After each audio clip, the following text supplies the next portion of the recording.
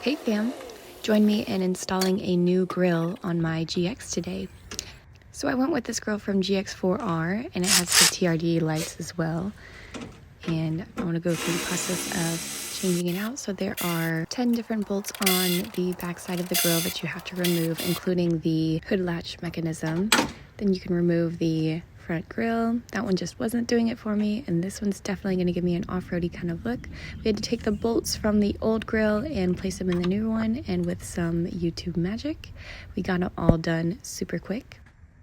And now it's time to line it up on the grill slots, make sure all the bolts are in their proper place. Now, this grill did not come with any weather stripping or any extra bolts, so we kind of had to make do. And I think in the future I will go ahead and try to do some weather stripping to get rid of that gap. I hate it, but it's okay for now. So now I'm going to test and make sure that the hood does work and that the latch works, and it looks so good. And it's time to put the TRD running lights on. I kind of tested out a couple different patterns, but once I decided what I liked, these guys just click right in and they are movable. So I can change it up whenever I want, which is pretty cool. And now my least favorite part, the wiring. I elicited some help on this part.